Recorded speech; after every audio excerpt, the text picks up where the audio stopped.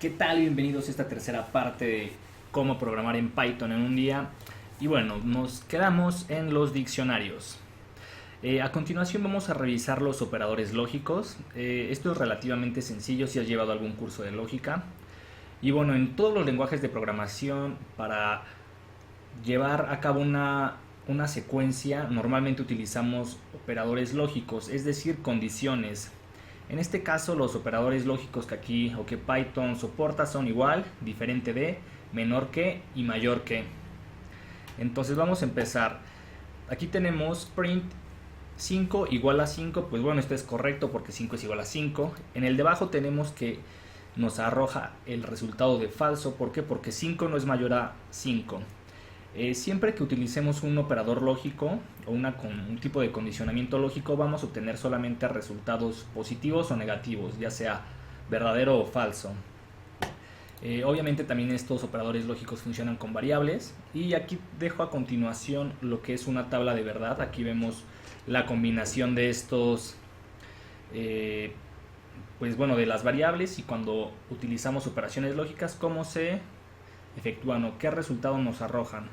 También Python soporta una variedad de modificadores lógicos, en este caso el modificador i, o y la negación. Entonces aquí tenemos una parte compuesta y como vemos esto es positivo.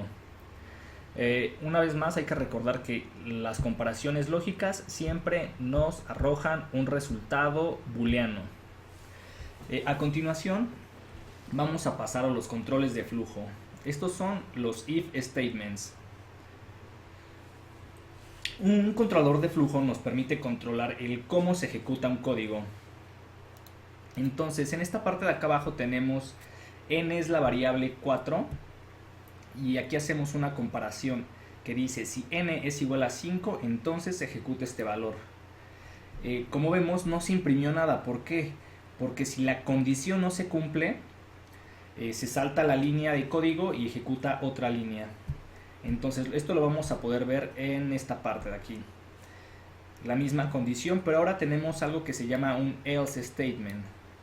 Este else statement nos permite precisamente eso, y es definir la condición de qué bloque de código se ejecuta si no se cumple la condición. Entonces aquí obviamente vamos a imprimir que la variable no tiene un valor igual a 5. Pero ¿qué pasaría si le modificamos n es mayor a 5, bueno, a menor a 5? Y obviamente se va a ejecutar la otra línea de código. ¿Por qué? Porque ya se cumple la condición. Entonces, para agregar más condiciones, no solamente, por ejemplo, si no se cumple un bloque de código y no se cumple otro bloque de código y no se cumple otro bloque de código, podemos agregar elif. Elif nos va a permitir esto. Aquí tenemos n igual a 1, entonces vamos a ejecutarlo, y obviamente la variable es 1. Si no se ejecuta, si no se ejecuta ese bloque de código, pasa al de abajo. Si no se ejecuta el de abajo, pasa al de abajo, y así sucesivamente. También podemos utilizar varios operadores lógicos dentro de la misma línea, ya sea AND, OR y obviamente la negación. Entonces aquí tenemos este ejemplo, el cual tenemos la variable i, que es igual a 5, y la variable j, que es igual a 2. Entonces, como se cumplen estas dos condiciones, se imprime en pantalla pues el bloque de código que está allá abajo. Esta parte de los ciclos if realmente hay que aprenderlas a utilizar en el momento correcto, porque si bien nuestro pensamiento siempre va a ir de modo binario, es decir, si no pasa esto, entonces esto, es muy común que escribamos mucho o que trabajemos más de lo necesario por utilizar en exceso este tipo de ciclos if. Entonces hay que ser cuidadoso con ellos, y sobre todo leer mucho código, leer código de varias personas, para obviamente darnos cuenta de cuál es la mejor manera de utilizarlo. Por último, vamos a ver los ciclos for y while. El ciclo for como tal, bueno, vamos a empezar con el while. While es mientras pase una condición, ejecuta este bloque de código, ¿no?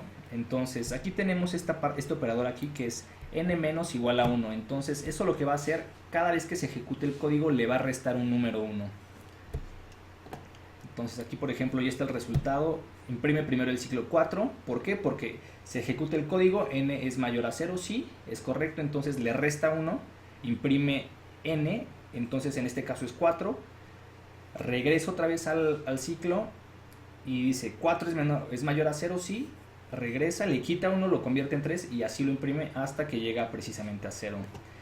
Hay que tener mucho cuidado con los ciclos while. ¿Por qué? Porque muchas veces podemos hacer ciclos infinitos, es decir, ciclos que por un error o por no tener mucho cuidado en el código, pues iteramos infinitas veces, lo cual hace que nuestro código pues entre en un loop infinito, cosa que pasa muy seguido, pero con la práctica se van eliminando este tipo de errores porque ya es más fácil estructurar el código.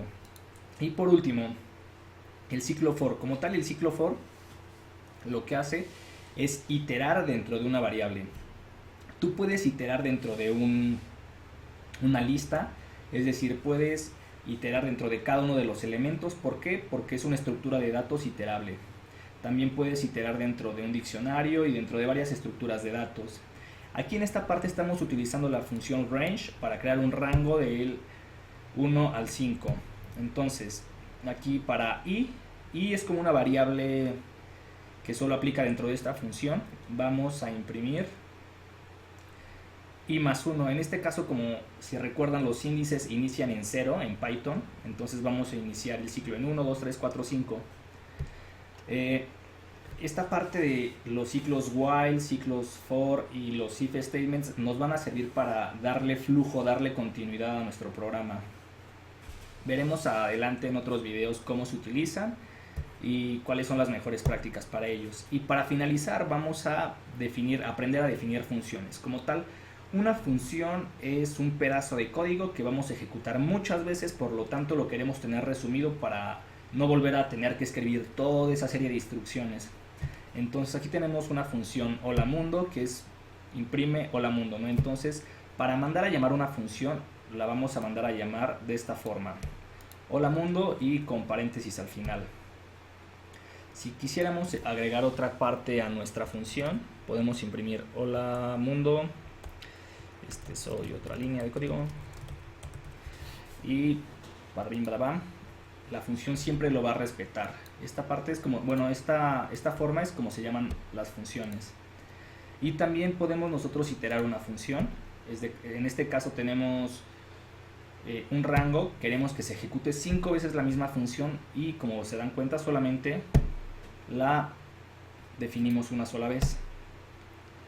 En este caso, una parte de las funciones tienen algo que se llaman parámetros, ¿no? Entonces estos parámetros normalmente los incluimos dentro del código. Estos atributos, estos parámetros que recibe la función, nos sirven para llamar la función y crear otro tipo de funciones. Bueno, no, ahí está mal idea. Nos sirven para reciben un input y con este input lo trabajan y ya regresan un output. Entonces, para regresar un output, obviamente tenemos que llamar la función retorno. Aquí cabe mencionar que todas estas partes tienen como un espacio, una sangría, y esto le indica a Python que lo que está dentro de ese bloque es la función. Entonces aquí tenemos, si n es igual a 5, vamos a imprimir la multiplicación n. Entonces aquí vemos dentro del código que n es nuestro parámetro. Entonces si cambiamos n, cambiamos la multiplicación y lo podemos ver. Entonces n es el parámetro que recibe y ya lo estamos definiendo en la línea de arriba. Y pues bueno, el argumento x es necesario para ejecutar la función. ¿Qué pasaría si no existiera este argumento? Pues bueno, nos da un error porque nos dice que le falta un argumento, le falta un parámetro. Entonces esta es la forma que nosotros tenemos que definir una función para si le queremos pasar parámetros obligatorios. Esa es una parte que tenemos que recordar. También podemos crear funciones que no reciban parámetros o que reciban más de un parámetro. Por ejemplo, aquí podemos n y x pueden ser nuestros parámetros. Y aquí podemos poner t igual a 5 más t. Y con estos dos parámetros ya vamos a poder ejecutar la función. ¿Y qué pasa si nada más le ponemos 1? Pues bueno, como nada más hay un parámetro, nos va a regresar otra vez un error. Entonces estos son los argumentos o los pasos básicos para programar en Python. Tenemos funciones, tenemos ciclos, tenemos condiciones lógicas, variables y estructuras de datos. Con esta información vamos a poder leer el código, poder desarrollar nuestro propio código y sobre todo entender los próximos videos que vamos a estar viendo en este canal. Hasta la próxima.